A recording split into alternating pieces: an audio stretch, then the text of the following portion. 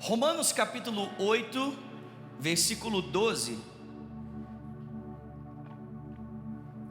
Romanos 8, verso 12 diz assim: portanto, irmãos, não estamos mais em dívida para com a carne, para vivermos sujeitos a ela.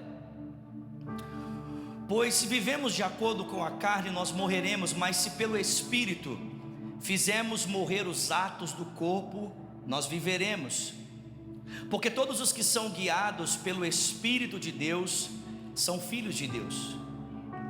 Porque vocês não receberam um espírito que os escravize para novamente temerem, mas receberam o Espírito que os torna filhos de Deus por adoção, por meio do qual clamamos: Abba, Pai. E o próprio Espírito testemunha ao nosso espírito de que nós somos filhos de Deus. E se somos filhos, somos herdeiros, herdeiros de Deus e co-herdeiros com Cristo. Se de fato participamos dos seus sofrimentos, é para que também participemos da sua glória. E eu considero que os sofrimentos atuais não podem ser comparados com a glória que em nós será revelada. Alguém pode dar uma glória a Deus por isso? A natureza criada aguarda com grande expectativa que os filhos de Deus sejam revelados. Amém? Abra um outro texto, por favor, Mateus capítulo 5.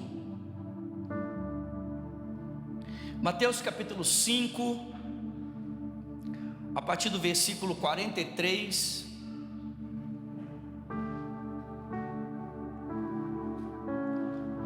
Mateus capítulo 5, verso 43 diz: todos acharam? Quem não achou pode acompanhar comigo aqui na tela. Vocês ouviram o que foi dito: ame o seu próximo e odeie o seu inimigo. Mas eu digo: amem os seus inimigos e orem por aqueles que os perseguem, para que vocês venham a ser filhos do seu Pai que está nos céus, porque Ele faz raiar o seu sol sobre maus e bons, e derrama a chuva sobre justos e injustos. Se vocês amarem aqueles que os amam, que recompensa vocês receberão? Até os publicanos fazem isso. E se vocês cumprimentarem apenas os seus irmãos, o que estarão fazendo demais? Até os pagãos fazem isso. Portanto, sejam perfeitos, como perfeito é o Pai Celestial de vocês. Amém? Vamos orar? Pai Celestial, fala conosco aqui essa manhã. É um privilégio para nós, como tua família, estamos aqui sentados em volta da tua mesa, para nos alimentarmos de ti, para vivermos por ti, para a glória do teu nome. E oramos para que nesse tempo que estamos sentados em volta da tua mesa, o Senhor não apenas nos alimente de quem o Senhor é, mas que o Senhor nos ensine a viver de forma a glorificar o teu nome, Senhor. Essa é a razão pela qual o Senhor nos alcançou. Esse é o motivo que nos leva, Senhor, a acordarmos todos os dias. Queremos exaltar o teu nome, queremos glorificar o teu nome. Então ensina-nos um pouco mais essa manhã a como viver dessa forma, a como suprimos, correspondemos ao teu propósito, à expectativa do teu coração. Nós te pedimos isso essa manhã e te agradecemos em o nome de Jesus. E quem crê, diga. Gente, essa manhã eu quero conversar com você sobre o tema No Pain, No Gain. Diga para quem está do seu lado: No Pain, No Gain. Olha só, o primeiro texto que a gente acabou de ler é um texto escrito pelo apóstolo Paulo. E se existe uma pessoa que quando abria sua boca gerava muita controvérsia nas suas falas, era esse homem chamado Paulo. Todas as vezes que Paulo se levantava para pregar, todas as vezes que Paulo se levantava para compartilhar a boa nova do Evangelho, Paulo acabava gerando muitas disputas, muitas pessoas insatisfeitas com as suas falas. Por quê, gente? Porque Paulo falava de um Evangelho que era movido, que era realizado por Deus. Paulo falava de um Evangelho que o protagonista dessa história, o protagonista das ações do Evangelho, não era um ser humano, mas era o próprio Deus. Em outras palavras, em um mundo em imergido em uma cultura em que a relação com os deuses era mediada pelas ações dos humanos, ou seja, se você quisesse de alguma forma aplacar a ira dos deuses e experimentar do seu favor, você precisava fazer sacrifícios.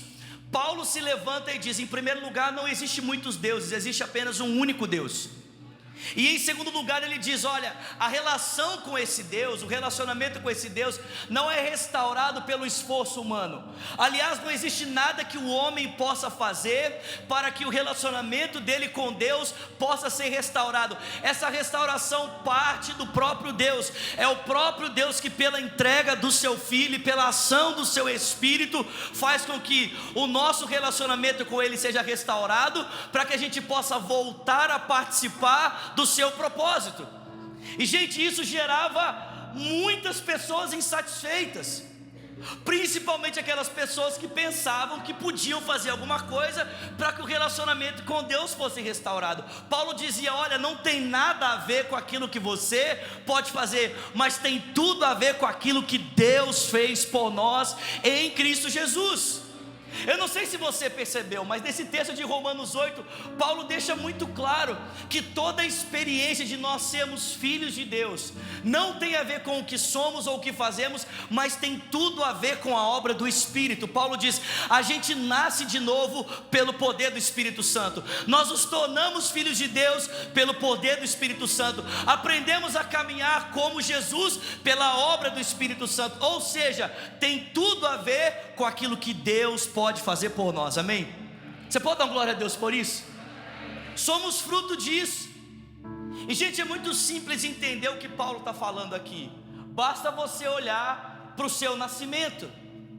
Eu tenho certeza aqui que nenhum de nós, de alguma forma, cooperou com o seu nascimento. Você não desejou nascer.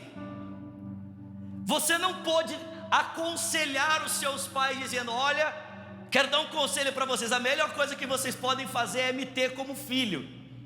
A gente não tem como fazer isso. A gente simplesmente nasce. Você não teve nenhum tipo de poder, de influência sobre o seu nascimento. A única coisa que você pôde fazer a respeito disso foi nascer. E gente, a mesma coisa acontece comigo e com você, amém? Jesus disse isso: o vento sopra onde quer, você ouve a sua voz, mas não sabe de onde vem nem para onde vai. Assim acontece com todos aqueles que são nascidos do Espírito, amém? Irmãos, o vento aqui é um símbolo do Espírito. Jesus está dizendo: o vento sopra onde quer, ou seja, o Espírito sopra aonde Ele quer. O Espírito tem vontade própria, irmãos. Ninguém pode dizer para o Espírito: sopra aqui. Ninguém tem influência sobre a sua vontade. Ele sopra onde Ele quer. Mas irmãos, preste atenção: assim como ninguém pode dizer aonde o Espírito deve soprar, ninguém também pode impedir o sopro do Espírito. Quando Ele quer soprar, quando Ele quer realizar algo, Ele simplesmente faz. Por quê? Porque Ele tem vontade própria. Mas o Espírito não apenas tem vontade própria de Jesus. Jesus diz: o Espírito sopra onde Ele quer. Você ouve a sua voz, você percebe o seu movimento, mas não sabe de onde vem e nem para onde vai. Irmãos, o Espírito não apenas tem vontade própria, mas a vontade do Espírito muitas vezes é misteriosa. É um mistério essa vontade do Espírito. Ele sopra onde Ele quer, você não sabe de onde vem e nem para onde vai. Mas sabe o que é interessante? É que aqueles que fazem parte do reino de Deus nascem dessa vontade misteriosa do Espírito para andarem conforme a sua vontade, amém? É isso que Paulo está dizendo. Paulo está dizendo: olha, não tem nada a ver com o que você é capaz de fazer, mas tem tudo a ver com aquilo que Deus fez por você. E isso levava as pessoas a ficarem muito insatisfeitas. Mas irmãos, não era apenas Paulo que, ao se levantar e ao pregar o Evangelho, deixava as pessoas insatisfeitas. Jesus também experimentava dessa mesma realidade. Porque, irmãos, preste atenção: da mesma maneira que o Evangelho pode nos empolgar, ele também pode nos confrontar, sim ou não? Às vezes ele nos empolga, mas às vezes ele nos confronta. E muitas vezes, através do seu ensino, Jesus também confrontava as pessoas, principalmente os religiosos, que tinham uma interpretação totalmente incoerente da lei de Moisés. Quando as pessoas começavam a interpretar o texto de uma forma como ele não deveria ser interpretado, e Jesus se levantava para interpretá-lo de forma coerente, isso despertava muita oposição em relação à pessoa de Jesus. E olha que interessante, Jesus também está descrevendo para nós naquele texto de Mateus 5, um pouco da nossa experiência de filiação. Jesus diz assim: olha, vocês ouviram o que está escrito, ame os seus amigos, odeie os seus inimigos. Mas eu quero dizer algo para vocês: na verdade, vocês não devem apenas amar as pessoas que amam vocês, vocês devem amar os seus inimigos, vocês devem orar por aqueles que perseguem vocês, para que vocês sejam filhos do seu Pai Celestial. Olha que interessante, parece que diferente de Paulo, Jesus está colocando uma condição para a nossa experiência de filiação. Paulo diz: olha, não há nada que você possa fazer para ser filho de Deus. Isso tem a ver com uma obra do Espírito. É o Espírito que testifica ao nosso espírito de que somos filhos de Deus. Mas Jesus diz: não. Você quer ser filho de Deus? Você quer ter a experiência de experimentar da paternidade de Deus? Então você precisa amar os seus inimigos. Você precisa orar por aqueles que te perseguem, para que você seja filho do seu Pai Celestial. Porque Ele faz raiar o sol sobre justos e maus, sobre pessoas boas e sobre pessoas que não são boas. E se vocês querem ter um caráter semelhante ao caráter do seu Pai, então vocês precisam aprender a ser como Ele, para que vocês possam ter a experiência de se tornarem filhos de Deus. E aí eu te pergunto aqui essa manhã: será que Paulo ensinava um evangelho diferente do evangelho de Jesus? Será que Paulo pregava uma mensagem que Jesus não pregava? Será que é isso, irmão? Sim ou não? É claro que não, né, queridos? Porque toda a verdade que Paulo comunica, ele aprendeu de Jesus. É isso que ele diz em 1 Coríntios capítulo 15: o que eu recebi do Senhor é o que eu estou passando para vocês. O que acontece aqui, irmãos, é que no original existem duas palavras para descrever a nossa experiência como filhos de Deus. A primeira palavra que está lá naquele texto de Romanos que nós lemos, que descreve a nossa filiação, é a palavra tecna. Paulo diz para nós sermos tecna. Isso não tem a ver conosco, isso tem a ver com uma ação do Espírito. O que é tecna? O que é ser um filho de Deus tecna? Vocês estão comigo aqui? Ser técnica, gente, ser tecna é ser uma criança para Deus, é ser um bebê para Deus. Em outras palavras, Paulo está dizendo assim: para você ser uma criança para Deus, para você ser um bebê para Deus, para você ser um filhinho para Deus, isso não tem nada a ver com você, isso tem a ver com o Espírito Santo. Você nasce pela obra do Espírito, você se torna uma criança para Deus pela obra do Espírito. Agora, a palavra que Jesus usa em Mateus 5 para descrever a nossa experiência de filhos não é tecna, irmãos, é a palavra ruios.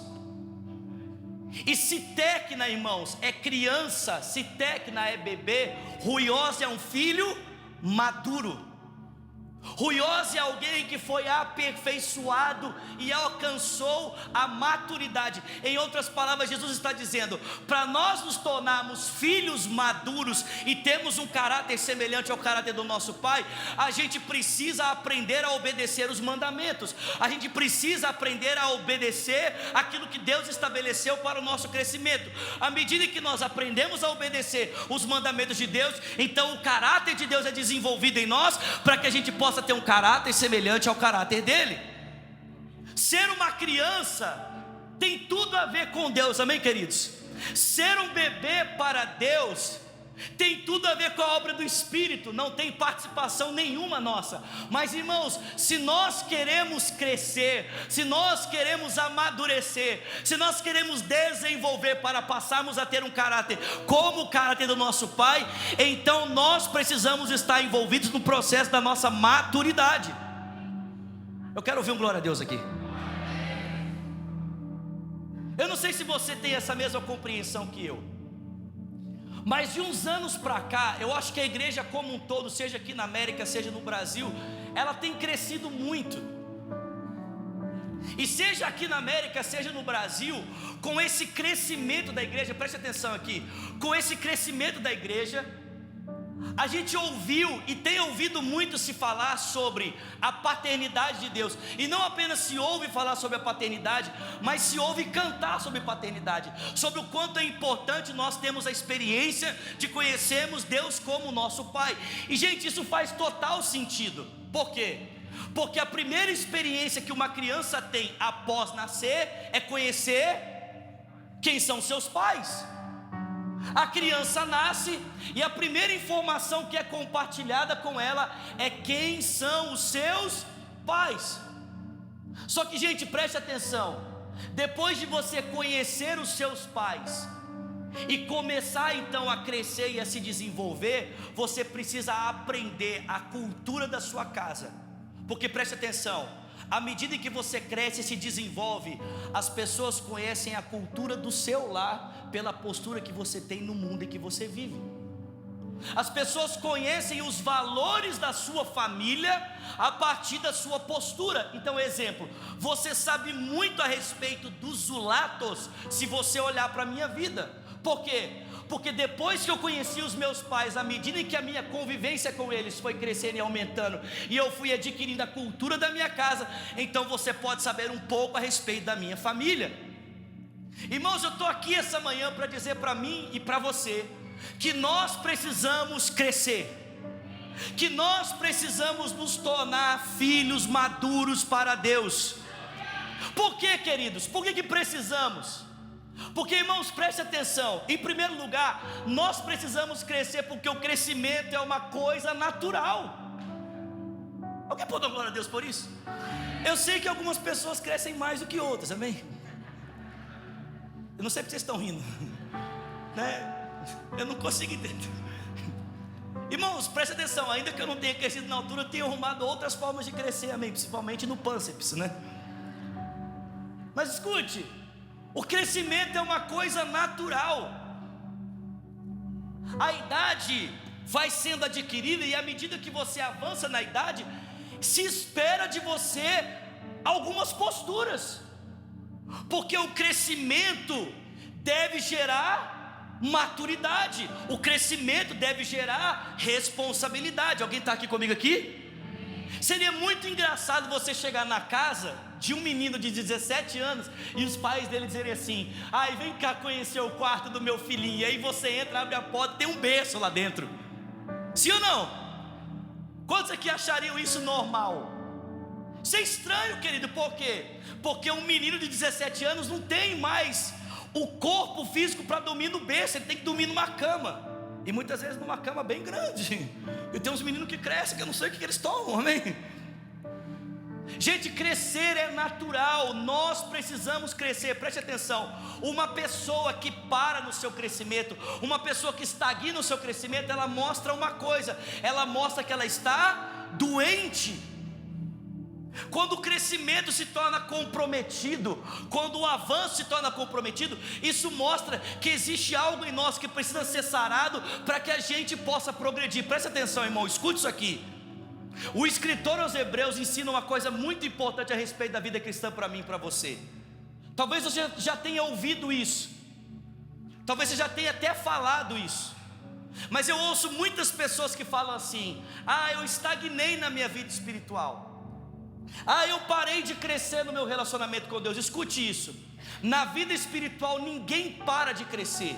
Preste atenção, no seu cristianismo ou você está avançando ou você está retrocedendo. O escritor aos Hebreus deixa isso muito claro. Deus nos fez para crescer, irmãos. Deus nos fez para avançar. Diga glória a Deus por isso. Preste atenção, o seu Deus é um Deus de ação. O seu Deus é um Deus em missão, amém? Ele está sempre avançando, Ele está sempre crescendo. E a expectativa dele é que assim como Ele, você também avance, você também cresça. Se eu e você não estamos crescendo, nós estamos retrocedendo, irmãos. E Deus tem nos chamado para crescer. Segunda razão porque eu e você precisamos crescer. Nós precisamos crescer, irmãos, porque sem maturidade não dá para desfrutar da herança. Paulo diz aos Gálatas: olha, a criança, quando ainda é imatura, não pode desfrutar da herança que foi oferecida a ela. Ela precisa de tutores para ficar dizendo para ela: faça isso, faça aquilo, faça isso, faça aquilo, até que ela atinja a maturidade, para que ela possa começar a desfrutar da sua herança. Preste atenção, irmãos. A questão não é se Deus deu ou não nos deu. A questão é se nós estamos maduros para tomar posse daquilo que Ele já entregou para cada um de nós. Você já ouviu isso várias vezes. Você não pode entregar uma Ferrari na mão de uma criança. Por quê?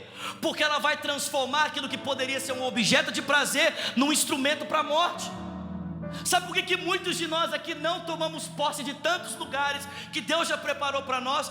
É porque, preste atenção, querido, aquilo que poderia ser dado por Deus a você e deveria se tornar um objeto de prazer, pode se tornar na sua mão um instrumento de morte, pela falta de maturidade. E por último, irmãos, nós precisamos crescer, porque não dá para cumprirmos o propósito pelo qual fomos salvos sem maturidade. Paulo diz que a criação aguarda com grande expectativa a manifestação dos filhos de Deus. A palavra usada ali é ruios. Cara, você já parou para pensar nisso? A sua família está com grande expectativa para ver um filho maduro de Deus se manifestar. As pessoas na sua faculdade estão com grande expectativa para ver um filho maduro de Deus se manifestar. As pessoas com quem você convive estão com grande expectativa para verem um filho maduro de Deus se manifestar. Irmãos, preste atenção: sem maturidade não tem cumprimento de propósito, porque responsabilidade e missão só pode ser dada para quem amadureceu. Amadureceu. Sabe, nessa manhã eu quero apontar para você 3 atitudes que eu e você precisamos ter se nós almejamos o crescimento. Se a gente almeja sair desse lugar de imaturidade e ir para o lugar da maturidade, se a gente deseja continuar crescendo, para que a gente possa cumprir o propósito, para que a gente possa tomar posse da herança e para que a gente simplesmente, irmãos, desfrute da realidade para a qual o próprio Cristo se entregou por nós na cruz. Deus espera que você cresça. Diga glória a Deus. Então, primeiro passo aqui. Vocês estão comigo, gente? Vocês estão recebendo alguma coisa? Primeiro passo. Você quer crescer? Quantos querem crescer aqui?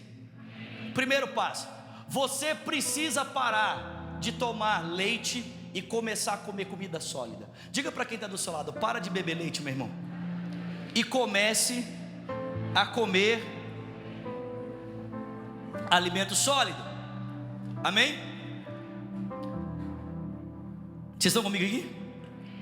Quem aqui ouviu isso na sua infância? Meu filho, você precisa comer comida sólida para você crescer. Se você viver de porcaria, você não vai crescer. Quem ouviu isso aqui? Alguns atenderam a esse convite, amém? Outros, nem tanto. Mas a Bíblia fala sobre 2 alimentos, irmãos, preste atenção. A Bíblia fala sobre leite espiritual e a Bíblia fala sobre alimento sólido. O que seria o leite espiritual e o que seria o alimento sólido? Eu aprendi isso com um pastor que é meu amigo, que chama Douglas Gonçalves. Eu achei muito interessante a forma como o Douglas explicou isso aqui para mim. Mas o Douglas falou para mim: Vinícius, olha, o leite espiritual é o alimento que alguém processa para você. O leite espiritual é o alimento que você recebe pronto.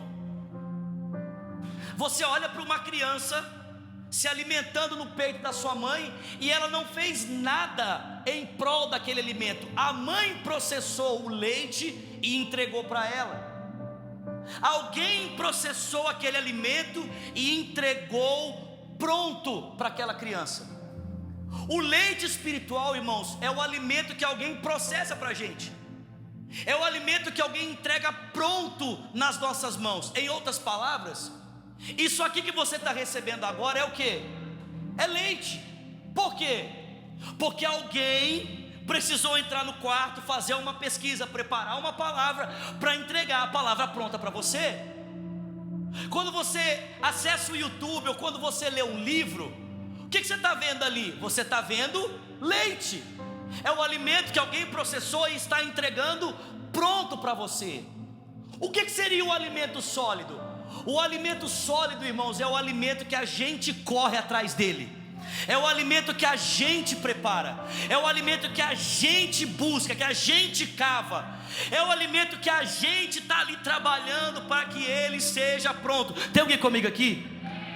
Em outras palavras, querido, você não pode receber alimento sólido só vivendo de leite.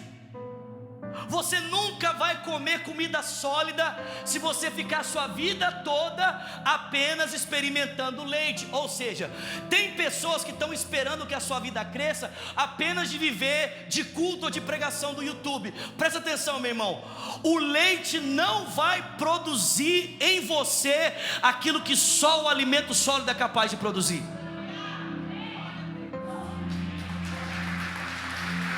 Não vai. O leite é necessário, sim ou não? Sim, mas até uma certa fase. Se a criança não começa a comer comida sólida, o que acontece? Ela não cresce.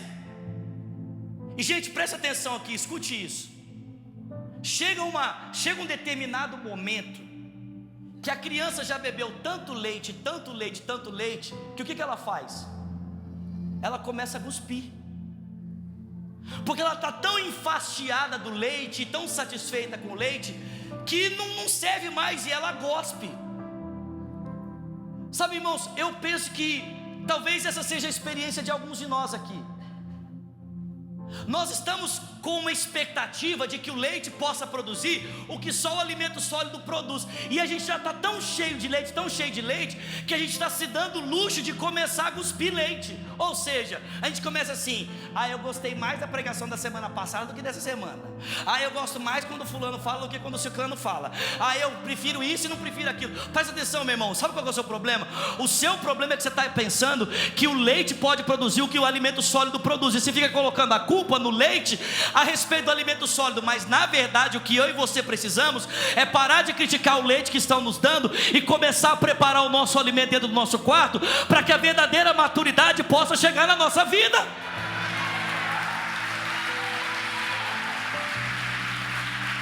Nós precisamos crescer. A gente tem ouvido isso aqui do nosso pastor semana após semana. Entra no seu quarto, fecha a sua porta, vai orar, vai ler a sua palavra. E a gente fica muitas vezes preso em tantos mimimis. Por essa razão, irmãos, o nosso comportamento é infantil, porque falta em nós a atitude de pessoas maduras. Nós precisamos crescer, queridos. Nós precisamos amadurecer. Nós precisamos parar de perder tempo com coisas de crianças e caminharmos em direção à maturidade. Nos interessarmos por aquilo que Deus se interessa. Nos voltarmos para a sua palavra, para a vida de oração e dizer: Deus, enquanto o Senhor não me dizer algo significativo e relevante que transforme a minha história e a minha vida, eu não vou sair daqui. Escute isso. Quando Deus falou comigo e com a minha esposa para nós virmos para os Estados Unidos há 10 meses atrás, mais ou menos. Gente, eu tinha recebido há 16 anos atrás uma palavra, 16 anos atrás uma palavra para sair da minha cidade e ir para Belo Horizonte. Eu sou natural de Bauru, numa cidade do interior de São Paulo. E aí o Espírito Santo falou comigo: larga tudo, vai para Belo Horizonte que eu quero te usar lá. E eu procurei os meus pais. Eu falei para eles: eu tenho que ir embora para Belo Horizonte. Deus falou comigo. E gente, meus pais, apoiaram. É incrível isso. Só Deus mesmo, me abençoaram e eu fui embora. Só que já fazia algum tempo, irmãos, que eu estava caminhando assim na mesmice assim. Quem sabe o que eu estou falando aqui? Fazia algum tempo que eu já estava assim no automático, e eu estava começando a ficar insatisfeito. Eu falava assim: cara, não é possível que tudo que Deus falou comigo se resume a isso aqui.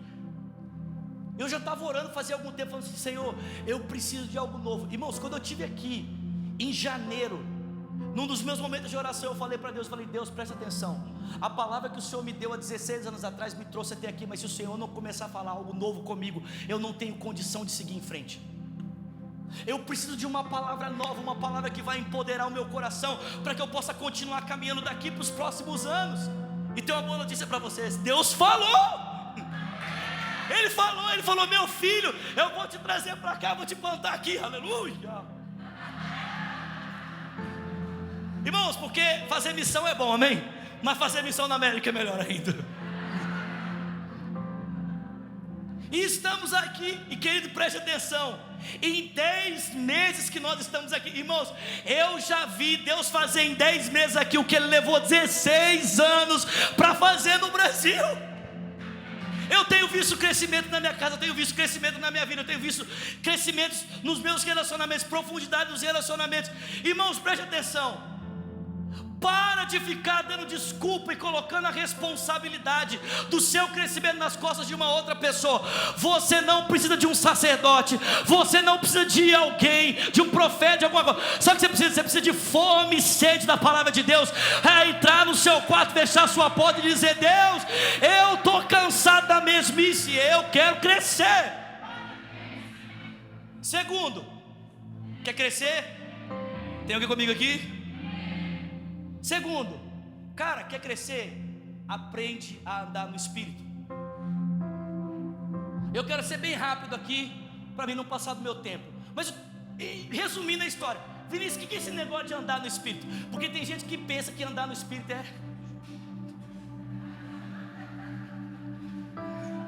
Eu lembro de uma história, gente, acredite se quiser, eu lembro de uma história de um cara no Brasil que tinha essa compreensão de que andar no Espírito é ser diferente, né? Para não falar esquisito, amém? Irmãos, nós gostamos de ficar esquisito aqui, amém? Quantos gostam de ficar esquisito aqui? Levanta sua mão. A gente gosta. Mas tinha um cara que pensava no Brasil que andar no Espírito era isso, era ficar meio esquisito. E aí um dia ele foi para o evangelismo, e ele já foi esquisito, ele já chegou lá assim,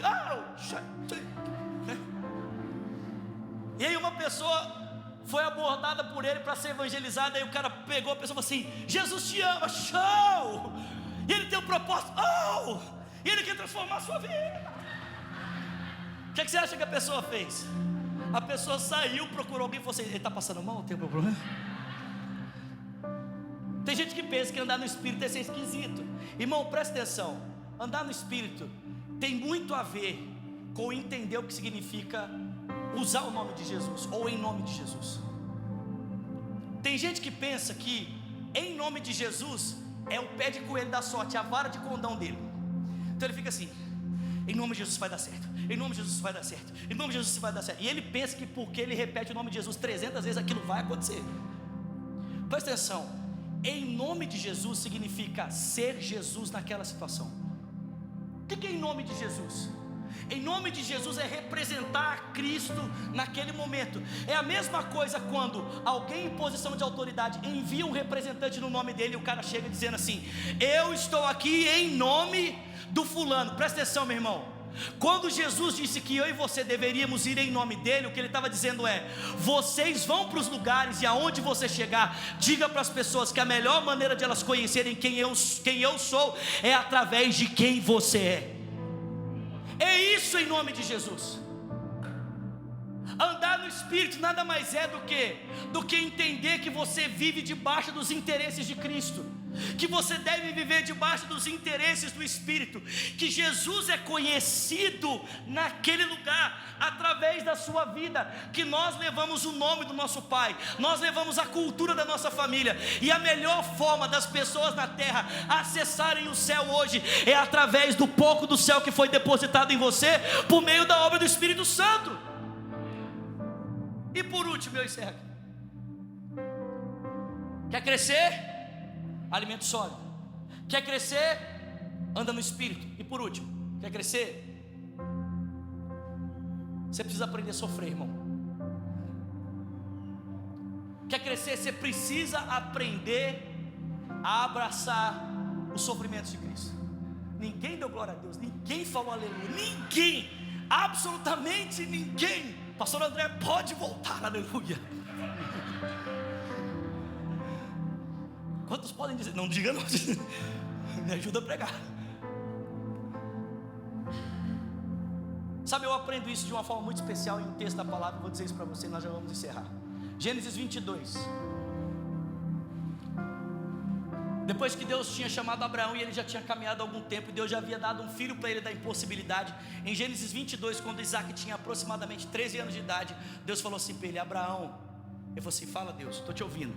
Pega o seu filho, seu único filho, a quem você ama, e me oferece ele como sacrifício. A Bíblia diz que de prontidão Abraão tomou Isaac, 2 servos, e caminhou em direção a uma montanha chamada Moriá. E quando Abraão chegou próximo da montanha, a algum tempo de caminhada, ele virou para os servos e disse: olha, permaneçam aqui, eu vou junto com o menino fazer um sacrifício para Deus no alto daquele monte, e quando nós terminarmos, nós voltaremos. E a Bíblia diz que Abraão e Isaac começaram a caminhar juntos. Abraão já sabia o que ele ia fazer, Isaac não. E aí Isaac olhou e falou assim: pai, tem algumas coisas bem interessantes aqui. Falou: pai, aqui está a lenha. E o texto diz que a lenha era carregada por Isaac. Presta atenção, irmão, vocês estão comigo aqui? A lenha estava sendo carregada pelo filho que nasceu da impossibilidade. E Abraão carregava nas suas mãos uma faca e fogo. Porque Abraão não apenas ia cortar Isaac, gente, presta atenção. Abraão ia queimá-lo. O que ia restar daquela criança após o sacrifício era apenas cinzas. E aí o Isaac virou para o pai e falou assim: pai, olha só, tem aqui a lenha, tem aqui a faca, tem aqui o fogo, mas cadê o cordeiro? E a Bíblia diz que Abraão virou para Isaac e disse: olha Isaac, o cordeiro Deus proverá para si. Só que, irmãos, quando eles chegaram no alto daquela montanha, Isaac descobriu que o sacrifício seria ele. E é interessante porque Isaac consente em ser entregue como sacrifício. Porque, irmãos, Abraão tinha nessa época aproximadamente 100 anos e Isaac aproximadamente 13 anos. Uma criança de 13 anos conseguiria facilmente fugir de um velho de 100, sim ou não? Para Abraão amarrar Isaac e colocá-lo sobre o altar, o Isaac precisou consentir que a melhor coisa que eles podiam fazer era obedecer a Deus. Amarrado, posto sobre o altar, a Bíblia diz que Abraão tomou a faca para matar o seu filho, e ele ouviu uma voz do céu que dizia: Abraão, Abraão. Ele voltou os seus olhos e disse: sim, Senhor, não faças mal ao seu filho, porque agora eu já sei que você me ama, porque você não o negou como sacrifício. E sabe o que é interessante, gente? É que depois de Gênesis 22, Deus passou a chamar Abraão de seu amigo. Depois desse evento em Moriá, Deus começou a se referir a Abraão como meu amigo. Eu tenho certeza que você tem um amigo. Se você não tem, é bom você arrumar um. Mas quem que é o nosso amigo? Ou quem é um amigo para nós? Eu penso que o amigo é aquela pessoa com quem nós dividimos alegrias e tristezas. O amigo é aquela pessoa com quem nós compartilhamos do que nos faz bem, mas também do que nos entristece, do que nos faz sofrer. Eu penso que Deus começou a chamar Abraão em Gênesis 22, ou após Gênesis 22, de amigo. Por quê? Porque naquele dia em Moriá, Deus compartilhou o coração dele com Abraão. Deus compartilhou a dor dele com Abraão. Deus compartilhou o seu sofrimento com Abraão. Que é isso, Vinícius? Deus sofre? Isso é um absurdo. Não, isso é bíblico.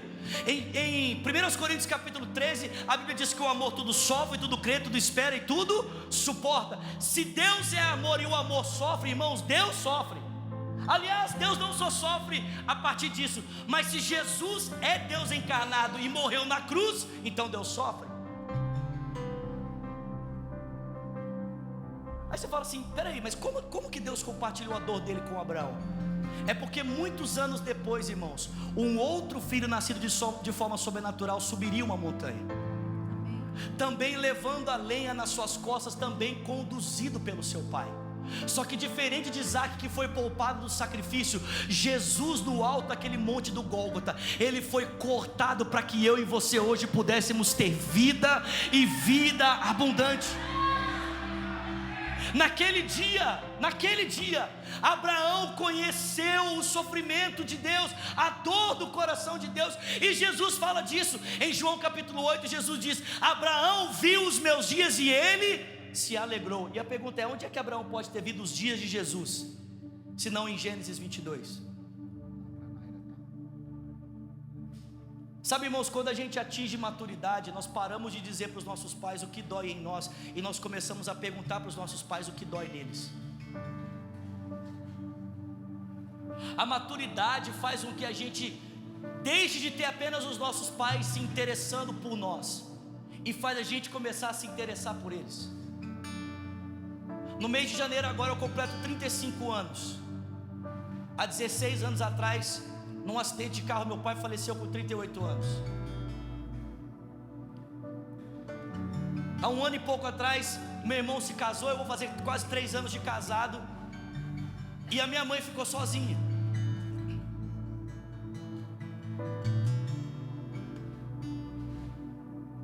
Hoje morando aqui num outro país, meu irmão morando na casa dele. Meu irmão tem uma bebezinha de 4 meses chamada Sofia. Esses dias a minha mãe me ligou. Eu falei: e aí, mãe, como é que você está? Você está bem? Como é que você está? E a minha mãe falou assim: olha, Vinícius, essa época para mim é muito difícil, porque eu sinto muita falta do seu pai. Vocês estão cada um construindo a sua história. Eu sinto muita falta do seu pai. Mas eu achei muito bonito a liberdade que a minha mãe tem, apesar de ser a minha mãe, de compartilhar as dores dela comigo. Porque a maturidade, irmãos, implica em que os nossos pais começam a nos ver como pessoas com quem eles podem compartilhar o seu coração. Sabe, muitas vezes nós estamos aqui e a gente compartilha o nosso coração com Deus. A gente fala: Deus, isso está doendo, Deus, isso está doendo, Deus, isso está doendo. E sabe o que é interessante? É que Deus nos ouve e Ele compartilha da nossa dor. Mas eu acho que nós estamos precisando transicionar, irmãos. Nós estamos precisando parar de dizer para Deus o que dói e começar a dizer para Ele: Deus, o que está doendo aí? Deus, o que está deixando o Senhor insatisfeito? Deus, quais são as realidades dessa cidade que ferem o teu coração?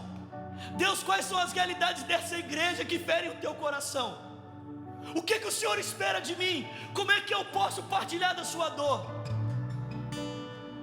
Se a gente quer crescer, irmãos, nós precisamos aprender a partilhar dos sofrimentos de Cristo. Paulo diz que não existe nada nesse tempo que possa se comparar à glória que em nós há de ser revelada.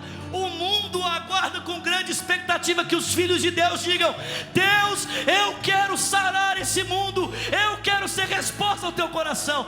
Deus, eu quero tocar esse mundo, eu quero ser resposta ao teu coração. Deus, eu quero tocar meus vizinhos, eu quero tocar minha família, eu quero tocar os meus amigos. Eu sei que muitas coisas a respeito da realidade onde eu estou não deixa o teu coração feliz, então deixa eu participar disso. Eu estou chamando você essa manhã para maturidade, querido. Eu estou chamando você essa manhã para startar um novo tempo na sua vida. Eu estou chamando você para deixar de ser criança. Sabe qual a diferença de uma criança para um adulto? É que uma criança está sempre dizendo: olha para mim, olha para mim, olha para mim.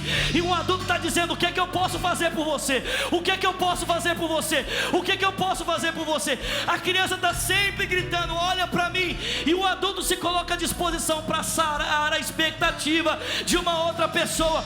Alguém aqui essa manhã pode dizer para Deus: eu quero partilhar da sua dor. Alguém aqui essa manhã pode dizer para Deus: eu vou comer alimento sólido. Alguém aqui essa manhã pode dizer para Deus: eu vou andar no Espírito. Compartilhe o seu coração comigo. Fere o meu coração com aquilo que fere o teu coração. Fere o meu coração com aquilo que fere o teu coração. É tempo de amadurecer, gente. É tempo de amadurecer. Você fala assim: Vinícius, mas nossa igreja é nova. É, irmãos, mas a responsabilidade é grande.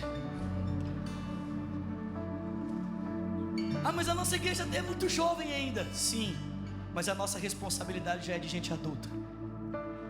Nós não temos tempo a perder. Nós precisamos crescer. Há uma herança disponível. Há um propósito disponível. Nós precisamos crescer. Feche os seus olhos, por favor. Cara, Deus está falando com alguém aqui essa manhã. Deus está tocando alguém aqui essa manhã. Alguém pode me dar um feedback dizendo assim: cara, Deus falou comigo aqui, Vinícius. Eu estou sentindo a voz de Deus falando comigo. Eu estou sendo desafiado por Deus. Levanta suas mãos a Ele. Vamos, levanta suas mãos a Ele. Vamos lá, Lagoinha. Vamos responder ao Espírito Santo aqui essa manhã. Vamos! Bora, igreja, levanta suas mãos a Ele. E vamos dizer isso: a morte vencestes, o véu tu rompestes. Vamos, igreja, vamos, vamos. Morte venceste, e o véu tu rompeste, e a tumba vazia agora está. O céu te adora, proclama a tua glória, pois ressuscitaste, vive está. Diga, e és invencível, inigualável, hoje pra sempre, hoje pra sempre. diga, teu é o reino, teu é o reino, E tu é a glória, e acima de todo nome. Diga, diga, poderoso, poderoso esse nome é, poderoso esse nome é. o nome de Jesus. Vamos lá, Goiânia, vamos, vamos, vamos, vamos. Poderoso esse nome é, Mais forte que tudo é, poderoso esse nome é. o nome de Jesus. Poderoso esse nome é, o nome de Jesus. Dê a mão a essa pessoa que está do seu lado, levante a mão dela o mais alto que você puder e comece a orar no seu lugar. Vamos, igreja, vamos, vamos, vamos, vamos, vamos, vamos. Há algo do Espírito sendo despertado em cada um de nós aqui essa manhã. Se você ora em outras línguas, comece a orar em línguas essa hora. Comece a orar em línguas essa hora. Vamos, igreja, vamos. Deixa o Espírito tocar você aqui nesse lugar. Deixa o Espírito destravar você aqui nesse lugar. É tempo de crescer, é tempo de crescer. Bora, bora, bora, bora, bora, bora. Oh Espírito Santo de Deus, oh Espírito Santo de Deus, oh, queremos crescer, Senhor. Compartilhe o seu coração conosco, compartilhe o seu coração conosco, compartilhe o seu coração com a tua igreja. Toca-nos essa manhã, toca-nos essa manhã. Oh, queremos estar envolvidos com aquilo que o Senhor está envolvido, Deus. Queremos tocar aquele que o Senhor quer tocar. Queremos abraçar aquele que o Senhor quer abraçar, Deus. Oh, sim, Deus, sim, Deus. Vamos agora, ore, ore, ore, ore, ore, ore. Xerecanta na lamaçou, prada na macata na lamaçou. Ore, levanta na lamaçou, prada na lamaçou. Vem Espírito Santo, vem Espírito Santo. Levanta suas mãos a Ele. Eu creio que Deus quer batizar pessoas no Espírito nessa hora. Eu creio que Deus quer batizar pessoas no Espírito nessa hora. Seja cheio do Espírito, cheios do Espírito. Oh, maturidade chegando, maturidade chegando.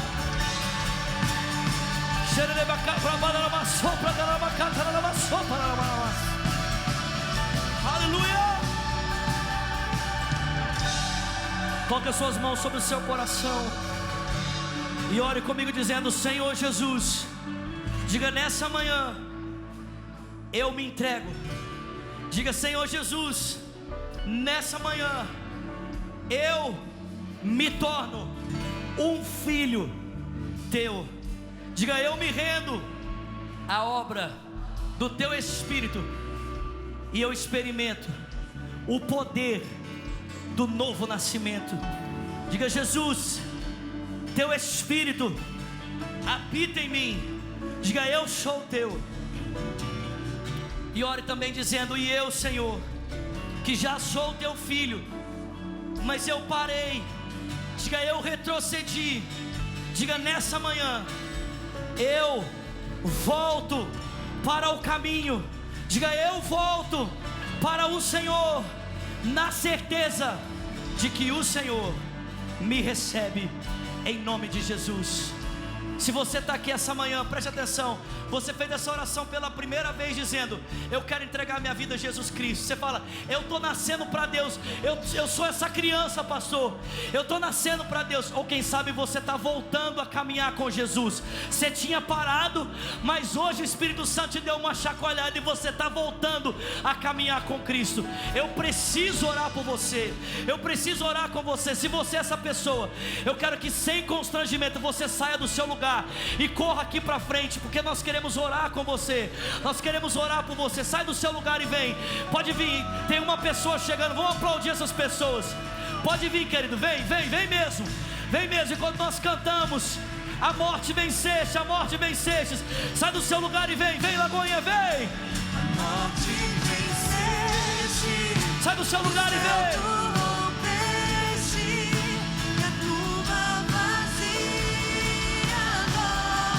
Pode vir, vem, o céu te adora, proclama tua glória, pois ressuscitaste vivo.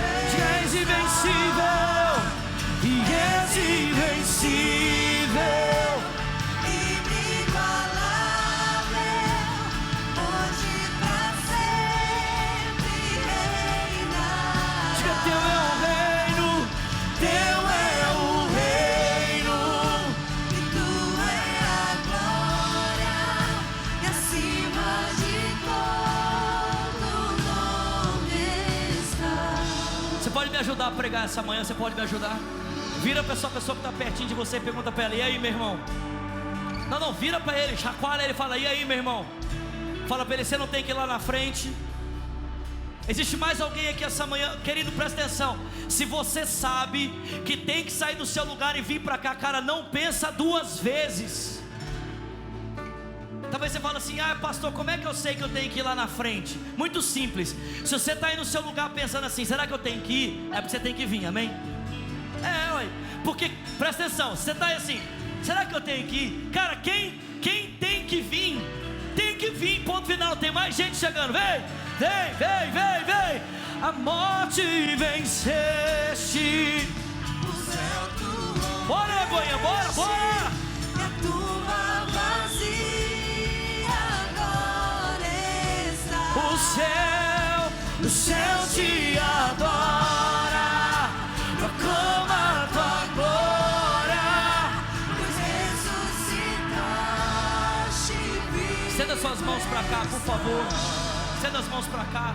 Tem alguém feliz aqui essa manhã? Alguém ouviu a voz de Deus aqui essa manhã? Alguém foi tocado por Deus aqui essa manhã?